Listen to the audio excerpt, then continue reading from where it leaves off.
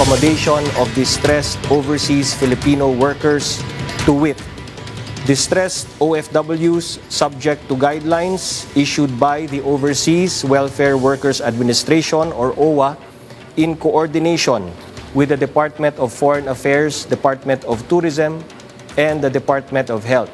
For this purpose, OWA is hereby authorized to issue the certifications it may deem appropriate to the concerned OFWs. Ibig pong sabihin nito ay ito po ang mga kasama, mga distressed OFWs ay pwede na pong ma-accommodate sa mga hotels or similar establishments.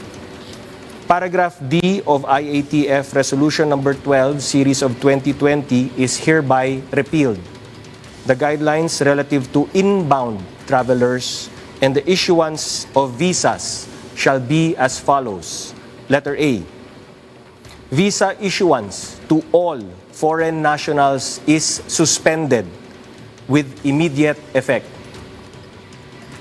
Number 2, visa-free privileges based on visa waiver agreements, those under Executive Order 408, Series of 1960, holders of Hong Kong and Macau SAR passports, Macau Portuguese passports, and British National Overseas passports are also suspended, effective 22 March 2020.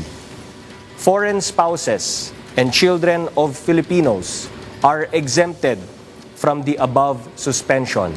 And number 4, foreign nationals with visas previously issued by foreign service posts will not be allowed entry into the country starting 22 March 2020, except A. Accredited foreign government and international organization officials and their dependents, and letter B. Foreign spouses and children of Filipino nationals whose visas will remain valid and will be honored when entering the country even after said date. Accordingly, the DFA shall issue the necessary implementing circular relative to the foregoing. Letter C.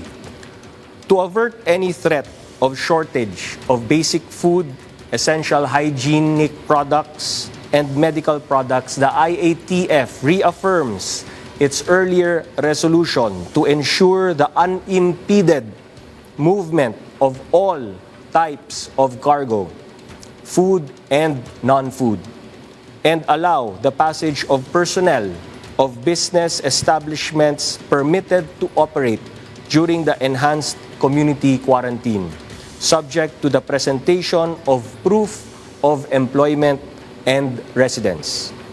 The policy on the unhampered flow of cargoes is a nationwide policy that must be strictly followed in all LGUs nationwide, following the directive of President Rodrigo Roa Duterte on 19 March 2020. D. The deadline given to BPOs and export-oriented establishments, including those inside economic zones, to prepare for their respective alternative work arrangements, such as the setting of the temporary accommodations for their workers, the need to shuttle employees, the transfer of necessary equipment to facilitate work-from-home arrangements, shall be extended until 11:59 p.m.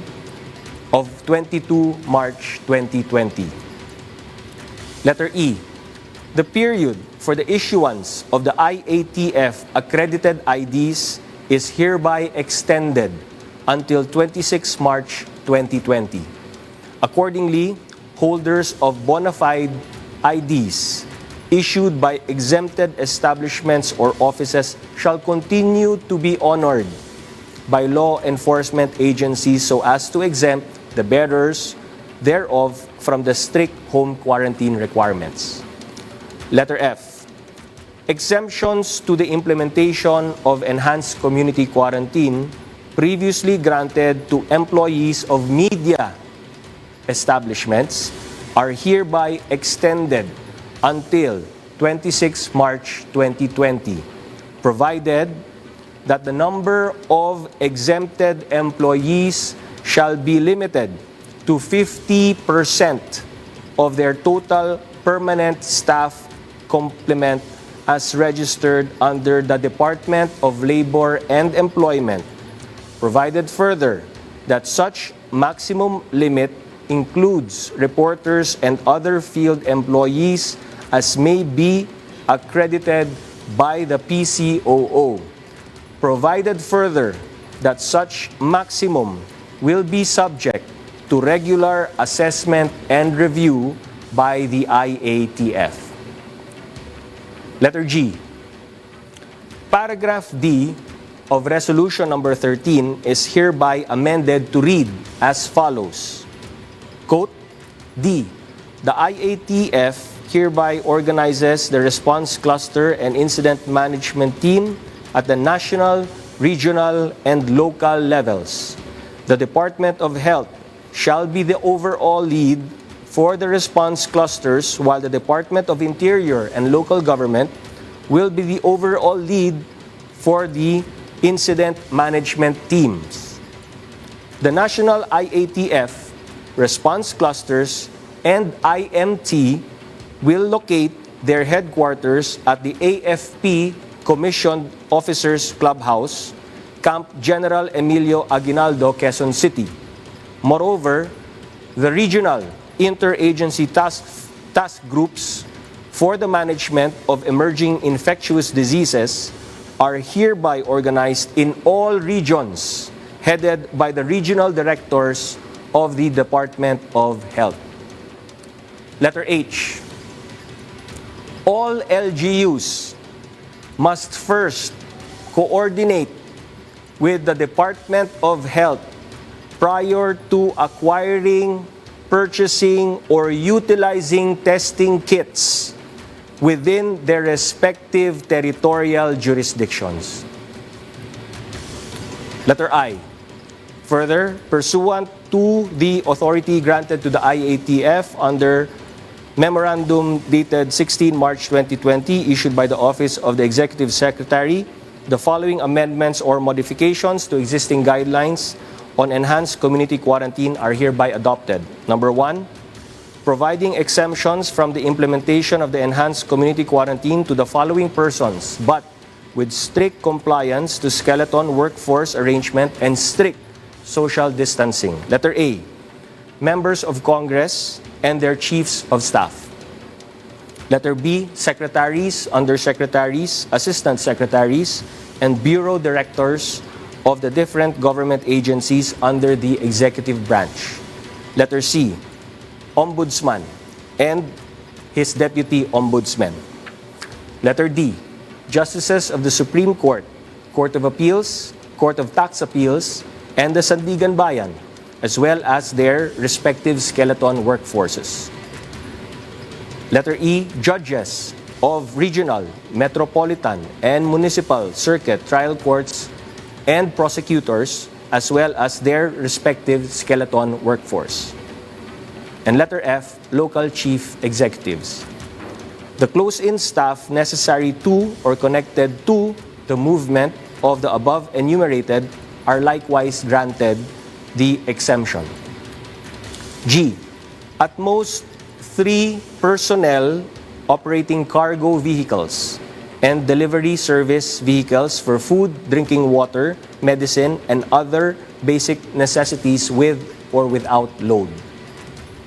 Letter H, employees of, number 1, manufacturing and processing plants of basic food products, essential products, medicine and medical supplies, all food, essential and hygiene products, soap and detergents, diapers, feminine hygiene products, tissue, wipes, and toilet papers, disinfectants, medicines and vitamins, medical products such as PPEs, masks, gloves, and others. Number 2, retail establishments, groceries, supermarkets, hypermarkets, convenience stores, public markets, pharmacies, and drugstores. Number 3, logistics, service providers, cargo handling, warehousing, trucking, freight forwarding, and shipping lines. Number 4, hospitals and medical clinics. Number 5, food preparations and water refilling stations. Number 6, delivery services, whether in-house or outsourced, transporting only food, water, medicine, or other basic necessities. Number 7, banks and capital markets, per Section 5 of IATF Resolution Number 13 dated March 17, 2020. Number 8, power, energy, water, IT, and telecommunications, supplies and facilities, waste disposal services. Number 9, export and business process outsourcing companies. Number 10, airline and aircraft maintenance employees, including pilot and crew, and ship captain and crew. Number 11, media establishments, provided that the number of exempted employees be limited to but 50% of their total permanent staff complement as registered under the DOLE. Provided further that such maximum includes reporters and other field employees as may be accredited by the PCOO. Number 12, hotels that have bookings as of 17 March 2020. 13, energy companies and their third-party contractors, including such employees involved in electric transmission and distribution, electric power plant and line maintenance, as well as those involved in exploration, operations, trading, and delivery of coal, oil, or any kind of fuel used to produce electricity. And 14, under telecommunications utilities, the telecommunications-related workforce, i.e., telecommunications companies, internet service providers, cable TV providers, including those who perform indirect services such as the security, technical sales, and other support personnel, as well as employees of their third-party contractors doing sales, installation, maintenance, and repair works. Letter I, pastors, priests, imams, or such other religious ministers whose movement shall be related to the conduct of necrological or funeral rites. And letter J, heads of mission or designated foreign mission representatives, including a limited number of their personnel or staff. No further exemptions shall be granted by 23 March 2020. And this has been approved by the members of the Interagency Task Force for the Management of Emerging Infectious Disease. At this point, I would like to recognize Department of Foreign Affairs Undersecretary Dodo Dulay to explain paragraph B of the said resolution. Thank you, Cabinet Secretary Nograles.